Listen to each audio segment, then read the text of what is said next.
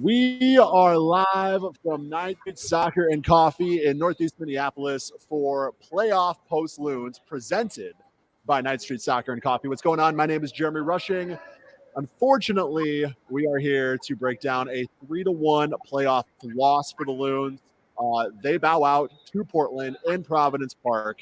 And it's the end of the season for the Loons. Now we head into the offseason, a lot of talking points, but to give a little season retrospective and a little game retrospective on the loss, with me here, Mr. Jacob Schneider from Zone Coverage and MLSsoccer.com. Jacob, how you doing tonight, man?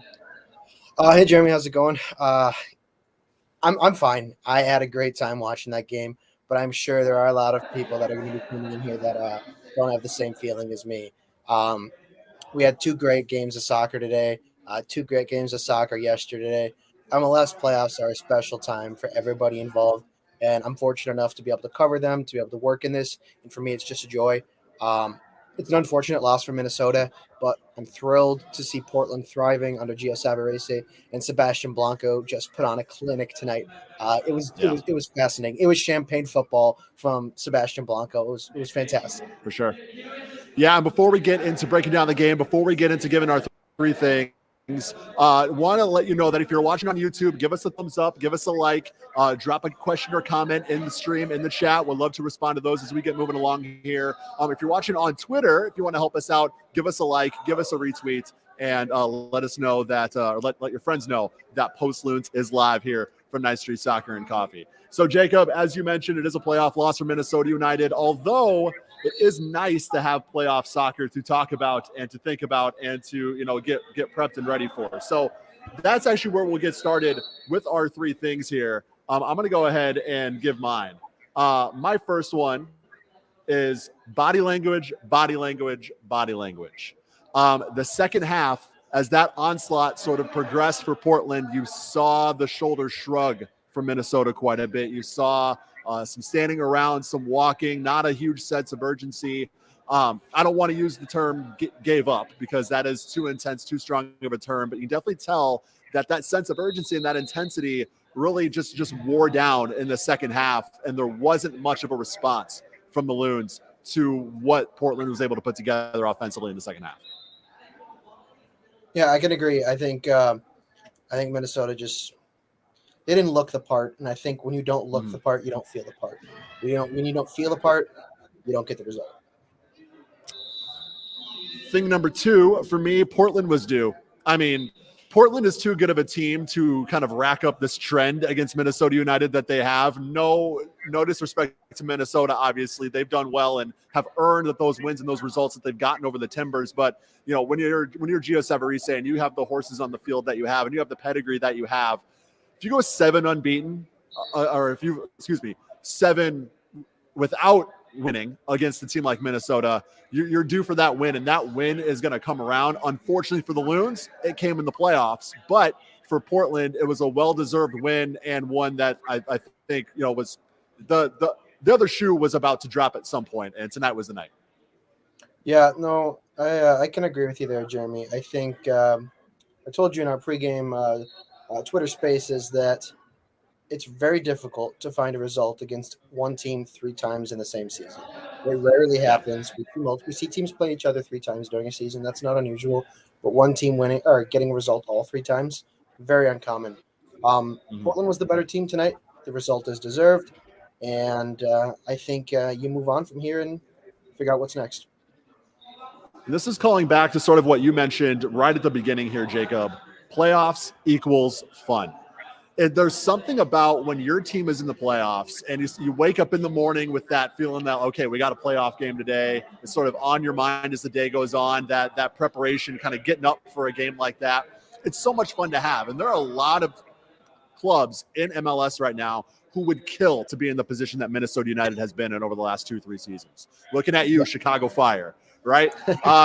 They would kill to be in the position Minnesota's in right now. And while it's disappointing to lose in the first round, and yeah, you don't necessarily, you can have both. You can be disappointed in the result, but still be okay with the big picture that this is a team who's made the playoffs 3 years in a row. And despite taking a minor step back this season, still a team that looks to be on an upward trajectory as far as what we were able to see specifically from the attacking front over the last portion of the season. We have never seen anything remotely like that before from a Minnesota United club. So there are a lot of positives to take into the offseason, but just the fact that you have that playoff environment, you have that playoff match, 275 plus Loons fans making that chartered trip out to Portland. And it's just so much fun. And there are so many other teams that don't get that opportunity, that don't have that looked at Minnesota United's fan base, all the tweets, all the pictures of going to Portland and stuff. And I'm sure there was a lot of jealousy, a lot of like, man, I wish that was us. And you have to keep that in mind, I think, when you look at the big picture for a Minnesota United fan. I think I can agree with that. I think all in all, this should be a successful season for Minnesota United. And I think if anybody looks at it as unsuccessful, take a look back at the perseverance that the squad has gone through in the 2021 season, how a big name signing did not turn out, how you lost players to international duty. You had the Euros, you had the Olympics, you had international FIFA windows. Like, Portland's a very good team. Don't be disappointed. Be optimistic, because there's a lot on the horizon, I think. Yeah, definitely. And you're on the upper trajectory. It's your third straight year making the playoffs. And I think we need another year to see where this team truly stands, because this was a bit of a step back this season compared to the last two. We saw some better things. We saw a better overall, I believe, product on the field when you're talking about your entire starting 11. Much better attacking front, a lot more balance. But when it comes to seeding, when it comes to where you finish in the table, when it comes to all in all where you ended up, it's definitely a step back compared to last season. However, you need to give this team the opportunity to, A, have a full season of that starting attacking front next season, and B, to give them the opportunity to recover from this, right? There are a lot of teams who, there's a revolving door. There's not a lot of continuity. Their expectations are high, it's good to have high expectations, but you also have to let sort of things pan out. And I think Minnesota United has the opportunity to do that. Now, if you take another step back next season and then it becomes just a downward spiral, okay, maybe it's time then. But I think as things sort of stand, yes, you can add. Yes, you can continue to make adjustments where you need to make adjustments. Yes, you can continue to tinker with the lineup and improve the lineup. But I don't necessarily think you need to go back to the drawing board if you're Minnesota United. I think the foundation is there, but we need another year to know if that foundation can be consistent enough to stay together. So, Jeremy, let me start with my three things then, because my third point is definitely correlating with what you're talking about right now. Number one, sloppy giveaways. Very poor midfield performance from both teams in the first half. Neither team really controlled possession. Neither team really looked the part. Minnesota got the early goal, and it looked like they might take advantage of the situation. But again, it was just a poor midfield performance. Emmanuel Reynoso had debatably his, I guess, worst game of the season for Minnesota United. It was when they needed him most. Adrian Heath talks about how Reynoso has the ability to be the best player in this league on his best day. Today he was average, and average isn't good enough when it comes down to things. This was a very, very poor performance from Will Trapp. There's a reason he was subbed off. I would probably give Will Trapp, if I were rating players out of 10, I would give him the lowest rating out of any Minnesota United player today. He really cost his team with some sloppy giveaways in the midfield. His awareness, his vision, his lack of passing. It was an all-around tough performance for him today. And number definitely. And we talked about this in the pregame Twitter Spaces. I think you can still hear me. We talked about this in the pregame Twitter Spaces, where for this Minnesota United team. Sure. Where Reynoso does so much for this Minnesota United team, but there's a strategy of going against Reynoso where if you beat him up, if you don't give him a lot of space, if you put him on the ground, if you frustrate him, then there's if and you're able to do that successfully, it really does affect Reynoso's game, and it really does. If you take Reynoso out of the equation, if you pull him out and sort of, I guess, negate what he can do, you can really have success against this Minnesota United team. And Portland found a way to do that. Again, I do agree with you, Jacob. I do think it was just kind of one of those off game at the wrong time scenarios for Reynoso too. But also credit to Portland for having the the strategy and the game plan, and doing it very, very successfully. If we ignore the final 5 minutes of normal time, Laris Mabiala had a fantastic game. Put Reynoso in his back pocket, put Hunu in his back pocket, put Lowe in his back pocket. Just they locked their defense. They locked it up after conceding early, and they figured it out. Minnesota did not. All right, let's go to number 2. Just felt like there was a lack of desire, and I kind of talked about this when I was following up on your point, Jeremy. Just you're looking at the second half, and let's look at the third goal from Sebastian Blanco. An absolute stunner, a golazo. Everything about it was beautiful. But when the ball's given away, Emmanuel Reynoso stands there, watches Blanco run past him, and doesn't even turn around to watch what happens. Will Trapp doesn't get there, doesn't make the tackle. Chase Gasper doesn't step up. Bakaida Bassi doesn't step up. What does Blanco do? He hits top bins because he can. He has that ability. It just there's no pressure. There's no want. There's no desire to push farther up the field, to push harder, to give everything. In a playoff game, any stage of the playoffs, you need to leave everything on the pitch. They made it to the pitch in the opening 10 minutes of the first half, and they left about the 20th minute of the game, and they never came back. So to you, Jacob, following up on that point, obviously Minnesota United was able to bring the intensity last year needed to compete in a playoff environment. You go to Dallas, win 3-0. You beat Dallas at home 3-0. You go to Kansas City and win 3-0. You're 10 minutes away from advancing to MLS Cup. To you, what was the difference last year to this team this year in terms of having that needed intensity and knowing the type of intensity that you need to bring for all 90 plus to compete in that playoff environment, specifically on the road? I'm going to circle back to my midfield thing here. All of last year was the Gregor Alonso midfield pairing. It worked really well. They played off each other's strengths. Ozzy Alonso and Will Trapp do not play well together. The entire season was Will Trapp and Hassani Dotson. Dotson fell out of form. We threw Alonso in there. They just don't mesh well. They're two similar players, and they don't play to each other's strengths. They play to each other's weaknesses, and that shows. Looking back last year, the Gregorish Alonso pairing really worked in the midfield. They got the ball forward. And as amazing as Emmanuel Reynoso is of a player, his set-piece delivery is not very good, if I'm being frank. It's straight up. He can hit a free kick fantastically, yes. The set pieces, if he's targeting on net, I want him.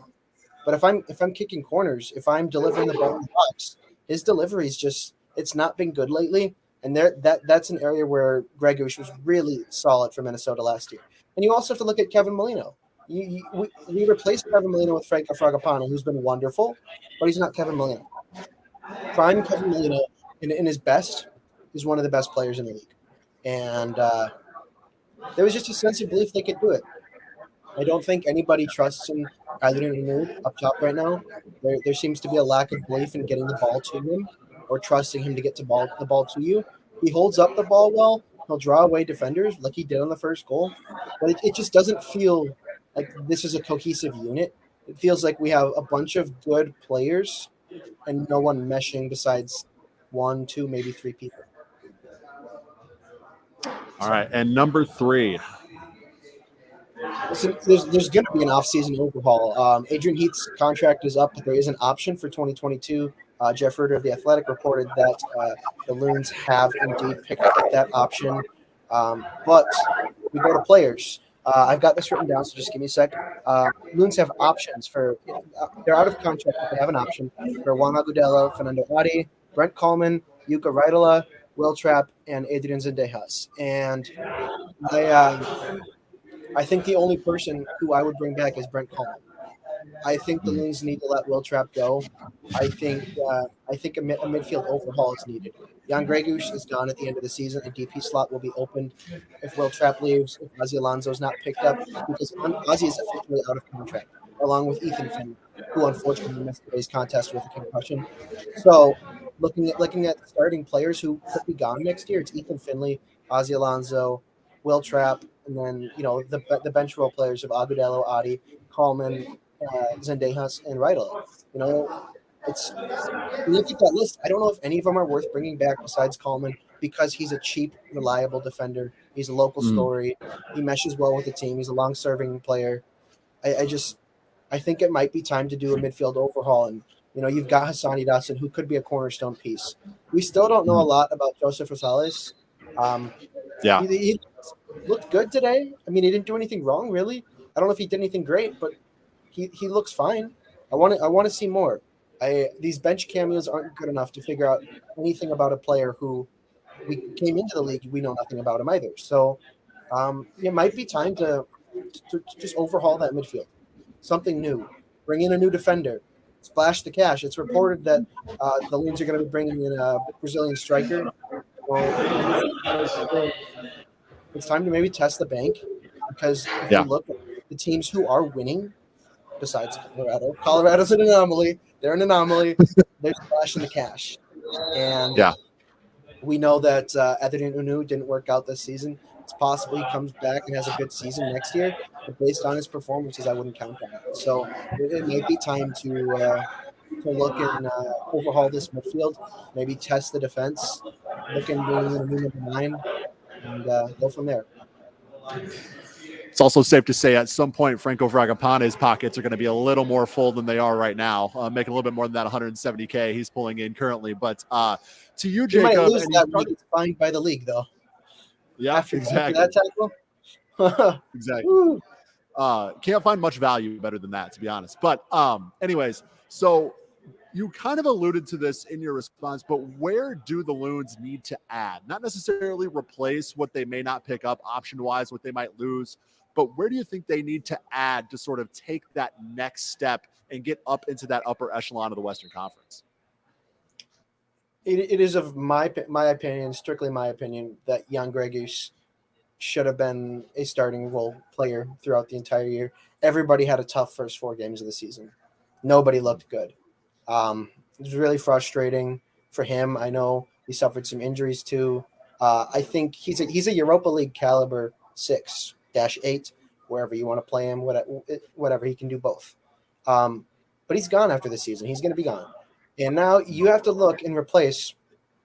You need a DP central midfielder. It's time to bolster that area of the pitch. I have a feeling that Will Trapp is going to be renewed, just because I would like to see that. I think he brought so much to this team this season, and especially if let's say you lose Ozzy Alonso, whether he does retire or whether he decides to go somewhere else, you still need somebody of that caliber in the defensive midfield. And I don't know where else you're going to find that besides Will Trapp. I mean, Hassani Dotson's great, and he and Trapp were a great combination this season. But I mean, Trapp was one of those really vital contributors all season long, and he's somebody I think needs to be back. And we talk about backing up the Brinks truck. Maybe you back up the Brinks truck for Will Trapp to keep him, signing him for a longer term deal. I'm on the opposition there. I think he's on a very expensive contract.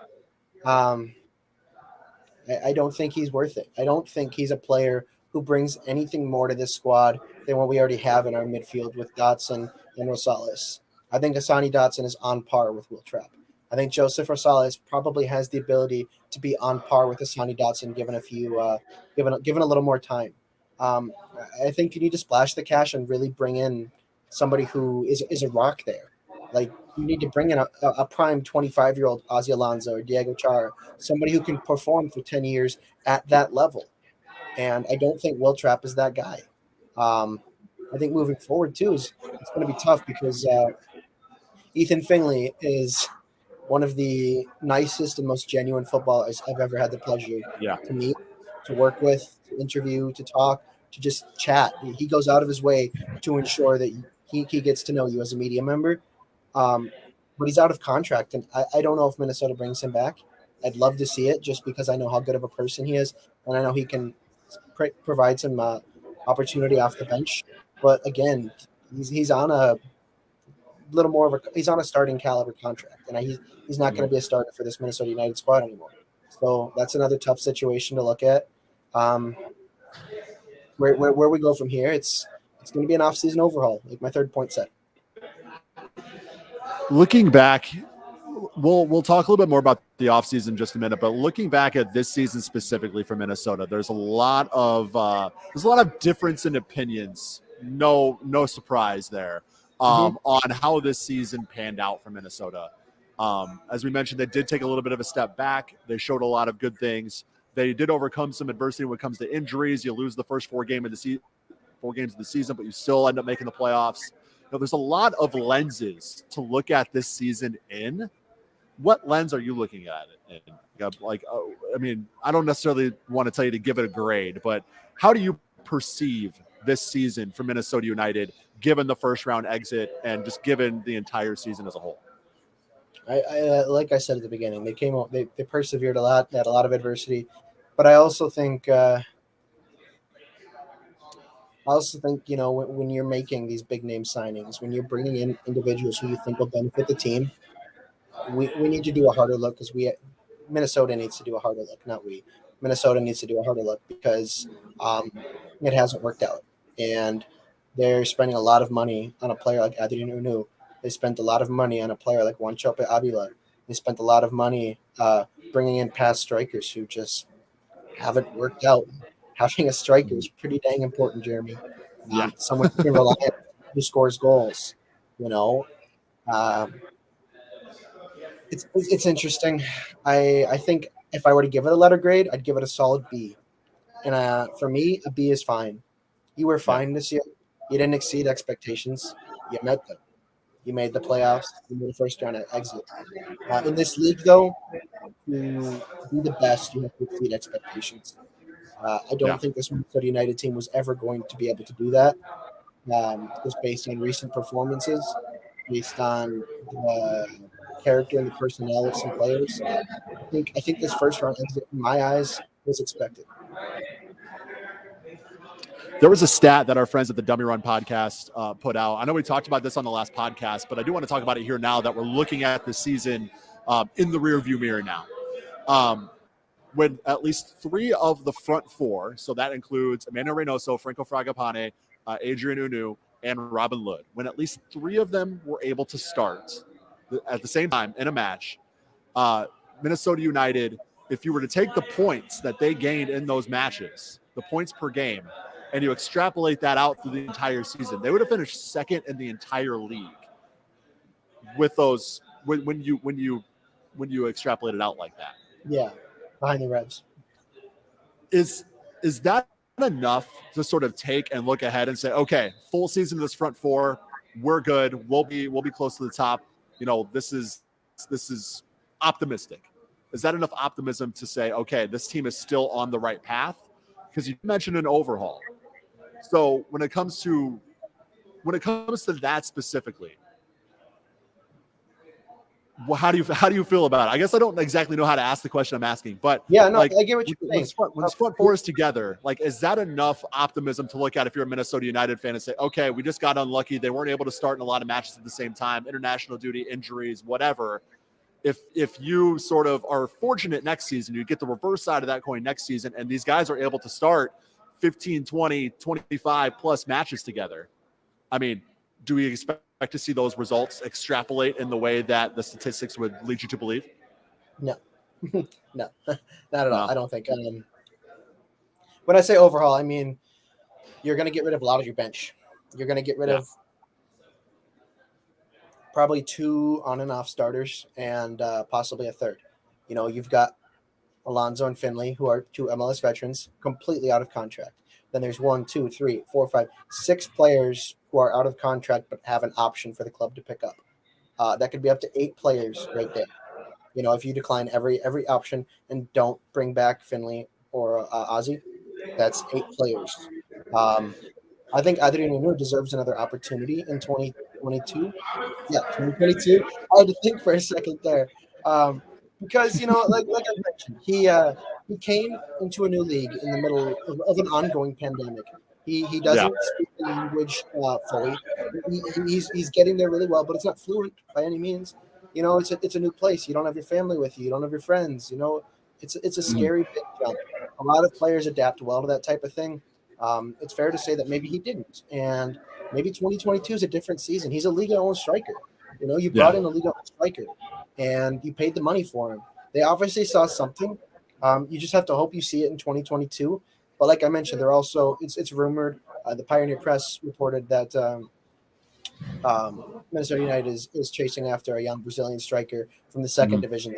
His name is slipping my mind though, but he's lighting up the second division. He looks good. He's young. They're going to get him on under 22 initiative contract. He's a free transfer. They're better than Juan Magudela and Fernando Adi off the bench.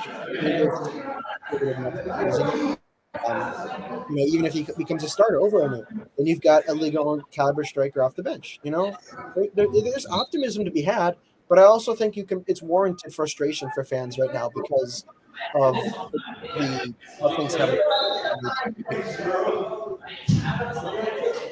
All right, Jacob Schneider, Zone Coverage, MLSsoccer.com, Minnesota United reporter.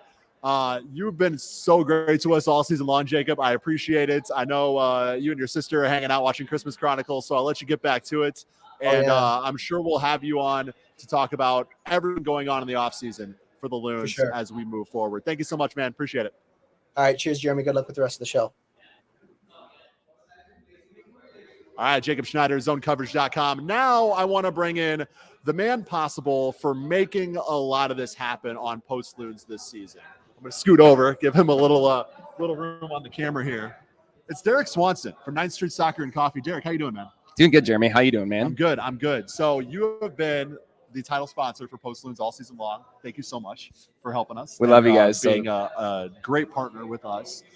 You helped us come here, make this live post-game show happen as well. This is really cool. Hopefully we can do more of it next season. 9th Street Soccer Coffee. If you don't know 9th Street Soccer Coffee, 801 South 9th Street, Minneapolis. Coffee shop meets five-a-side soccer. And it's a real community environment here. I mean, we were here at the watch party, watching the match on the projection screen with everybody here. It was a cool environment. There were cheers for the goals. There were four-letter words spouted at any time Minnesota United gave up a goal.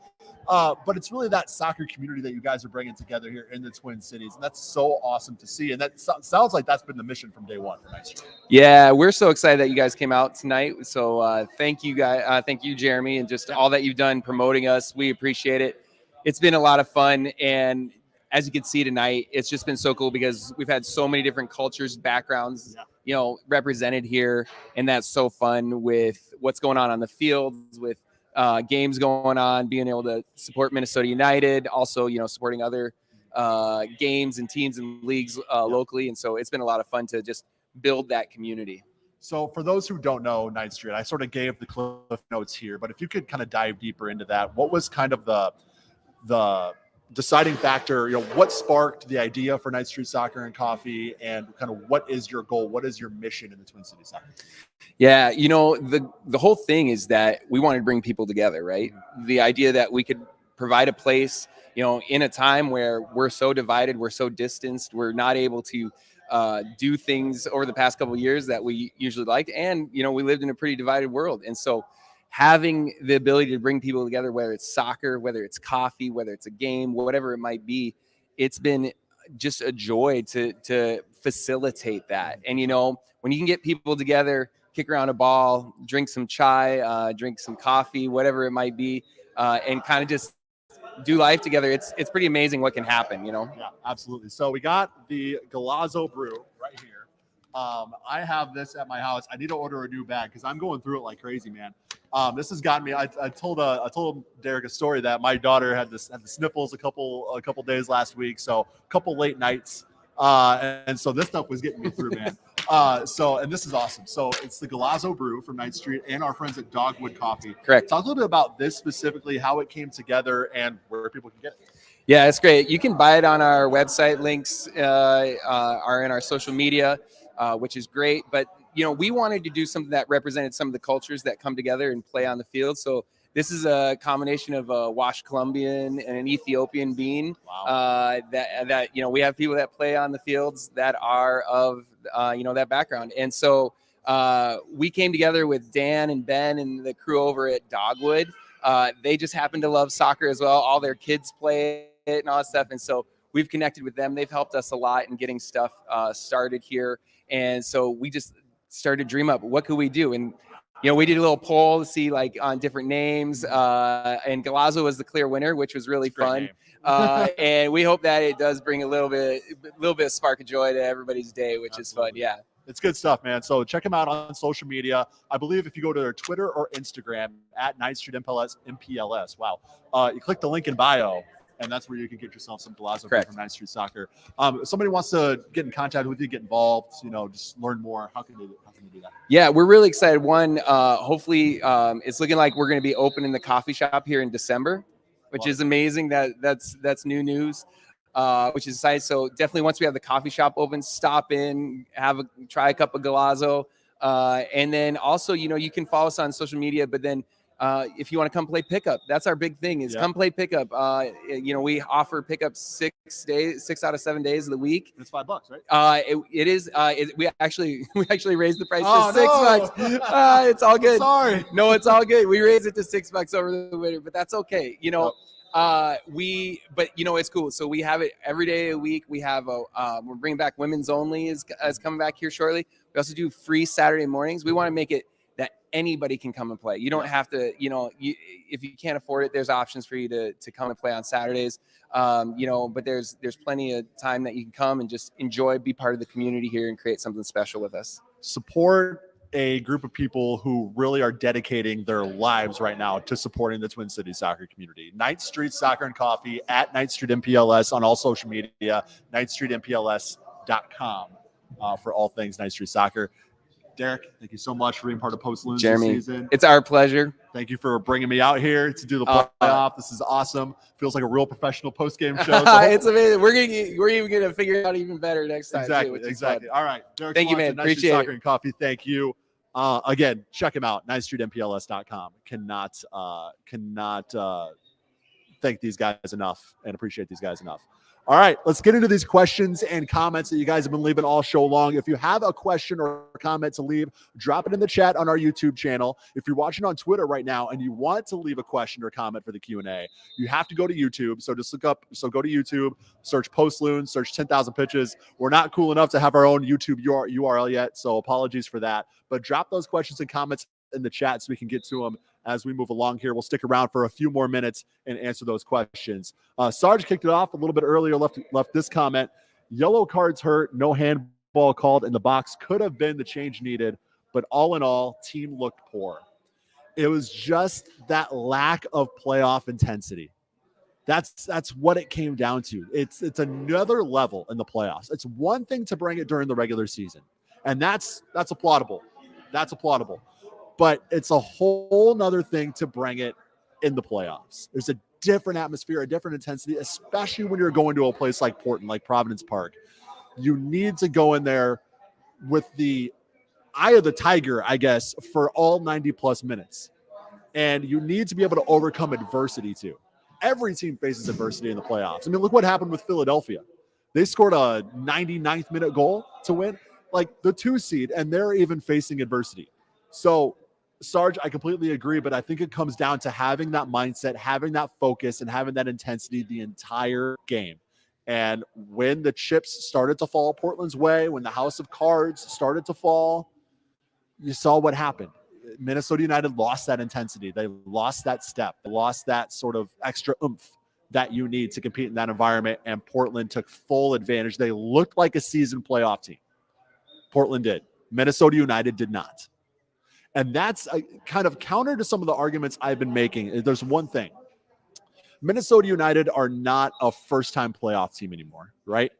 There is kind of that idea where the kid gloves are sort of off with this Loons team now. This is their 3rd straight year making the playoffs. They were 10 minutes away from making MLS Cup last year.